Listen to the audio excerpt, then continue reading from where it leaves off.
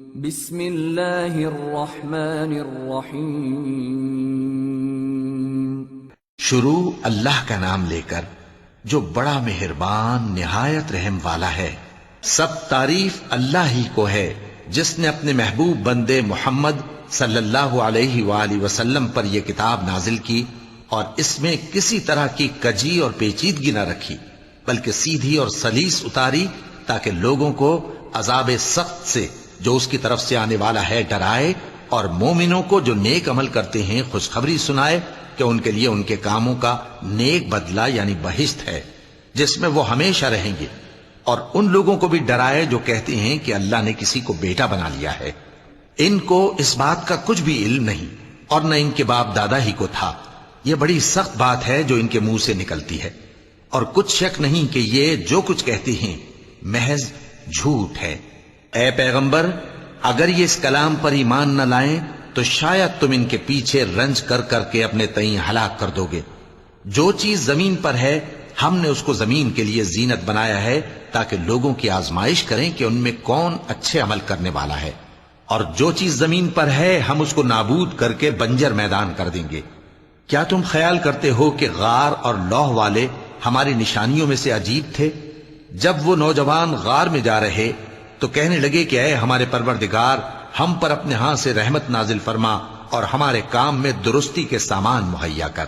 تو ہم نے غار میں کئی سال تک ان کے کانوں پر نیند کا پردہ ڈالے رکھا، یعنی ان کو سلائے رکھا، پھر ان کو جگا اٹھایا تاکہ معلوم کریں کہ جتنی مدت وہ غار میں رہے دونوں جماعتوں میں سے اس کی مقدار کس کو خوب یاد ہے۔ ہم ان کے حالات تم سے صحیح صحیح بیان کرتے ہیں۔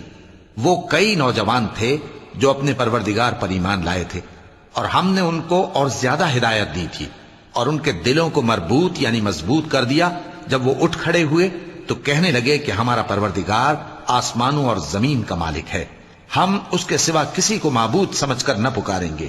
اگر ایسا کیا تو اس وقت ہم نے بے عقلی کی بات کی۔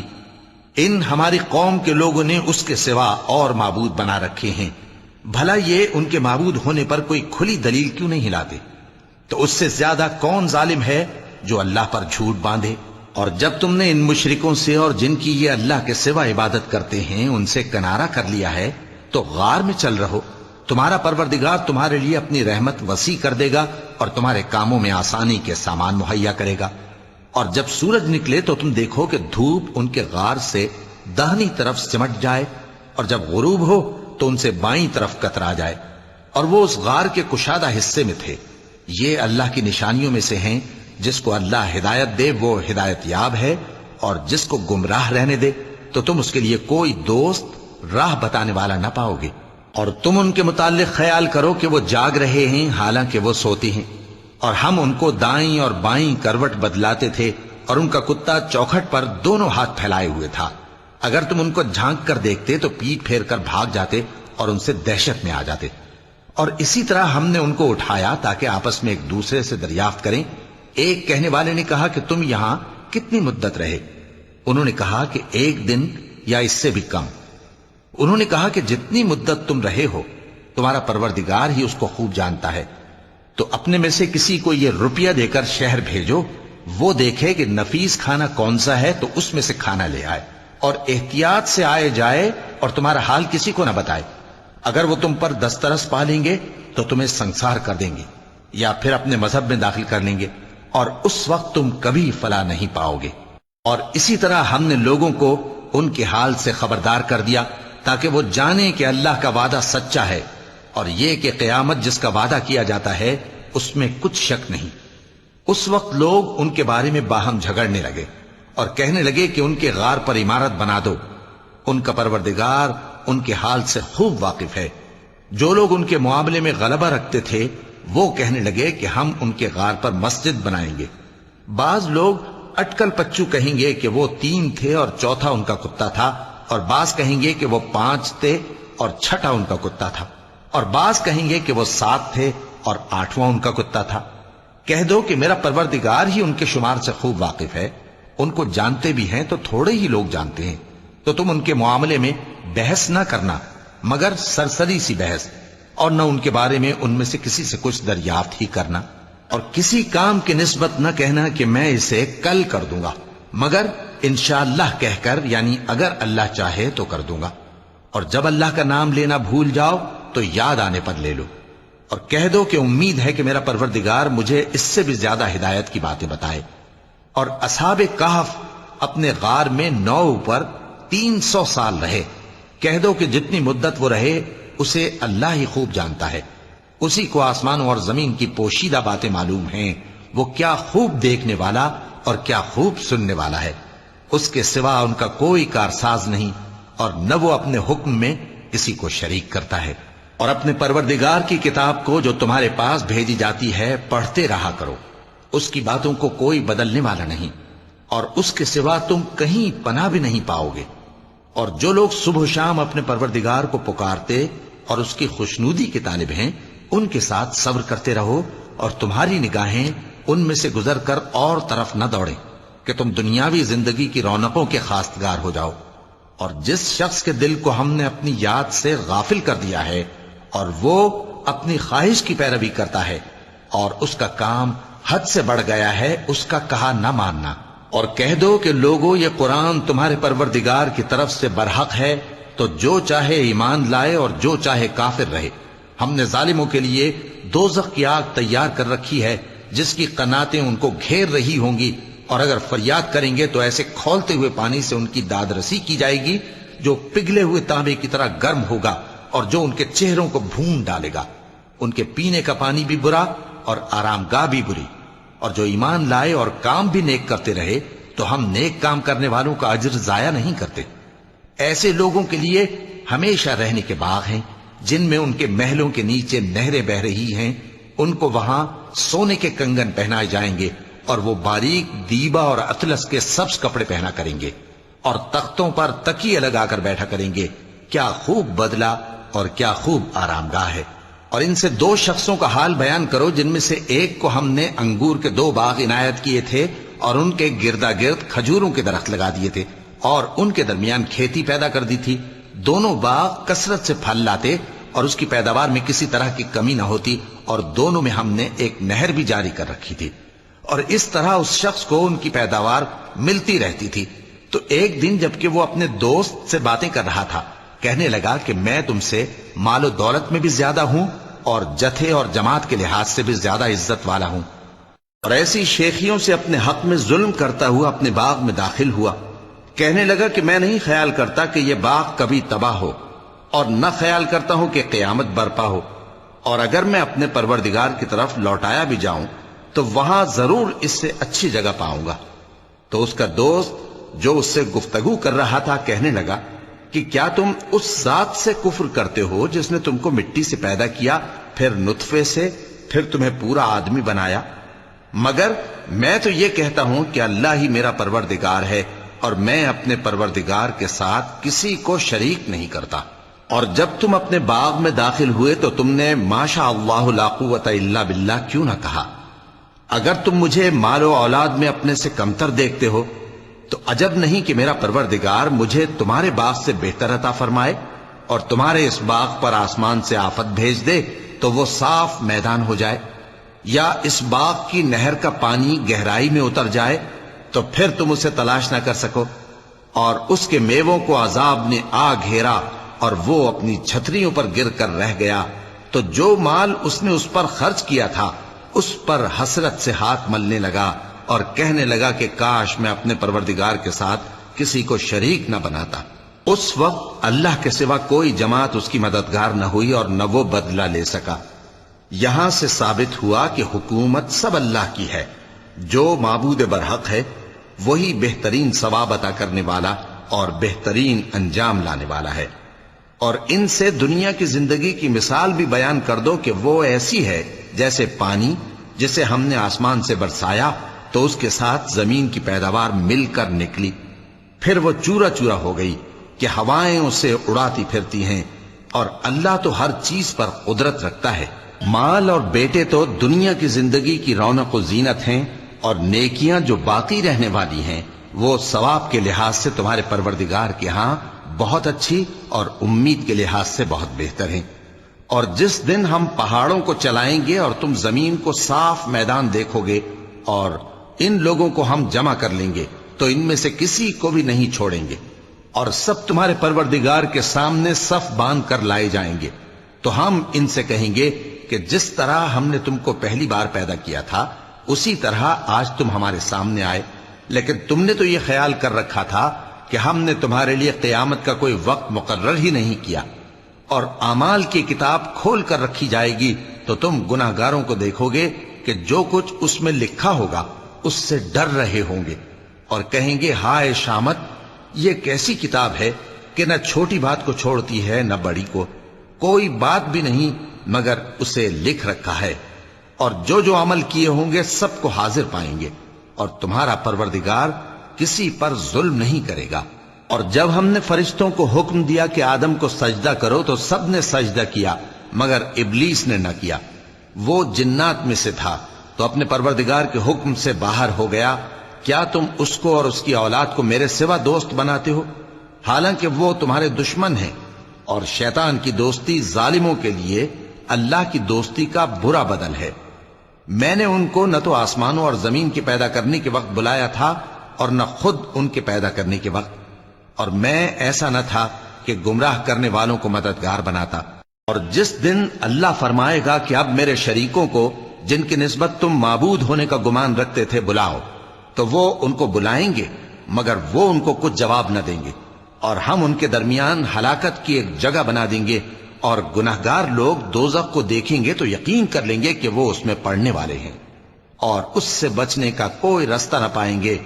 اور ہم نے اس قرآن میں لوگوں کے سمجھانے کے لیے طرح طرح کی مثالیں بیان فرمائی ہیں، لیکن انسان سب چیزوں سے بڑھ کر جھگڑالو ہے، اور لوگوں کے پاس جب ہدایت آ گئی تو ان کو کس چیز نے منع کیا کہ ایمان لائیں اور اپنے پروردگار سے بخشش مانگیں، بجز اس کے کہ اس بات کے منتظر ہوں کہ انہیں بھی پہلوں کا سا معاملہ پیش آئے یا ان پر عذاب سامنے سے آ جائے۔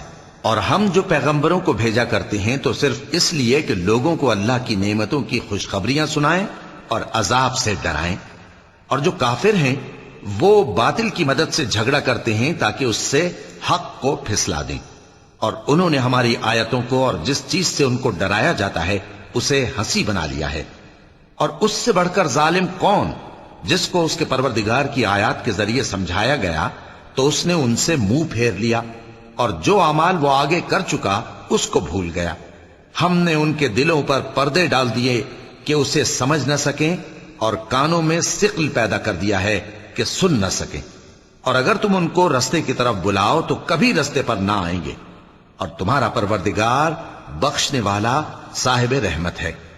اگر وہ ان کے کرتوتوں پر ان کو پکڑنے لگے تو ان پر جھٹ عذاب بھیج دے، مگر ان کے لیے ایک وقت مقرر کر رکھا ہے کہ اس کے عذاب سے کوئی پناہ کی جگہ نہ پائیں گے۔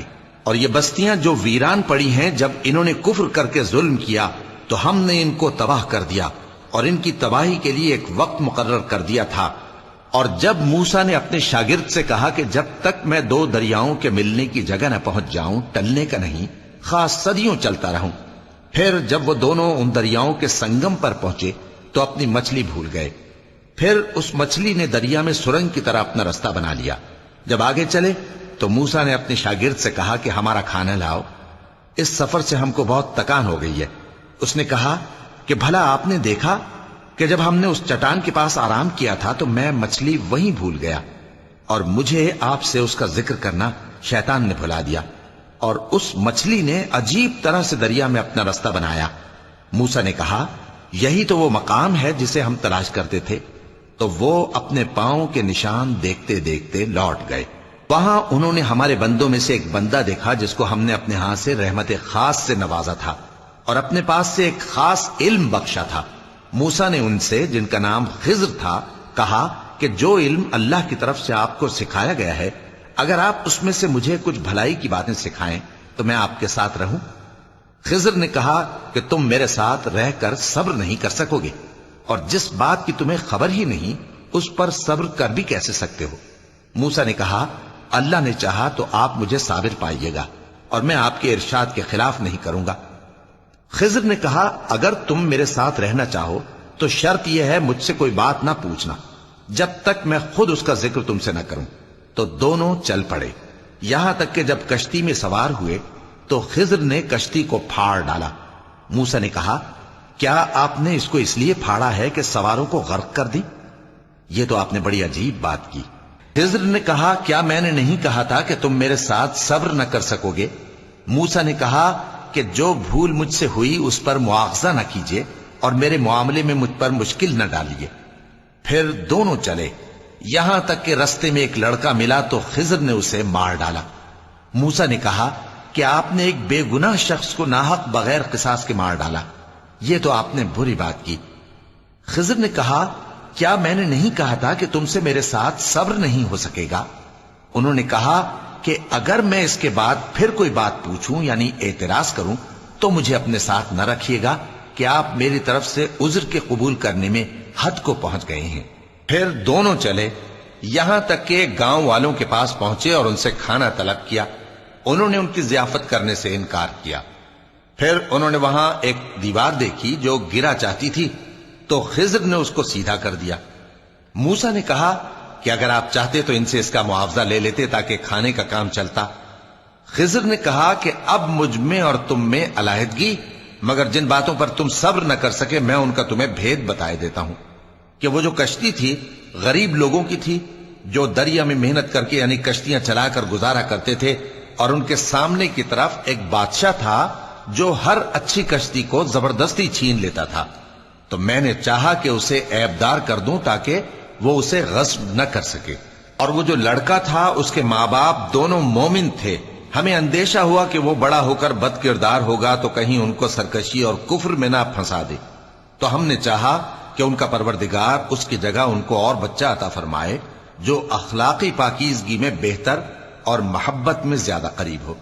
اور وہ جو دیوار تھی سو 2 یتیم لڑکوں کی تھی جو شہر میں رہتے تھے، اور اس کے نیچے ان کا خزانہ دفن تھا، اور ان کا باپ ایک نیک آدمی تھا۔ تو تمہارے پروردگار نے چاہا کہ وہ اپنی جوانی کو پہنچ جائیں اور پھر اپنا خزانہ نکالے۔ یہ تمہارے پروردگار کی مہربانی ہے، اور یہ کام میں نے اپنی طرف سے نہیں کیے، یہ ان باتوں کی حقیقت ہے جن پر تم صبر نہ کر سکے۔ اور تم سے ذوالقرنین کے بارے میں دریافت کرتے ہیں، کہہ دو کہ میں اس کا کسی قدر حال تمہیں پڑھ کر سناتا ہوں۔ ہم نے اس کو زمین میں بڑا اقتدار دیا تھا اور ہر طرح کا سامان اس کو عطا کیا تھا۔ تو اس نے ایک سفر کا سامان کیا، یہاں تک کہ جب سورج کے غروب ہونے کی جگہ پہنچا تو اسے ایسا پایا کہ ایک کیچڑ والے چشمے میں ڈوب رہا ہے، اور اس چشمے کے پاس ایک قوم دیکھی۔ ہم نے کہا، ذوالقرنین، تم ان کو خواہ تکلیف دو خواہ ان کے بارے میں بھلائی اختیار کرو، دونوں باتوں کی تم کو قدرت ہے۔ ذوالقرنین نے کہا کہ جو کفر و بد کرداری سے ظلم کرے گا اسے ہم سزا دیں گے، پھر وہ اپنے پروردگار کی طرف لوٹایا جائے گا تو وہ بھی اسے بڑا عذاب دے گا، اور جو ایمان لائے گا اور عمل نیک کرے گا اس کے لیے بہت اچھا بدلہ ہے، اور ہم اپنے معاملے میں اس سے نرم بات کہیں گے۔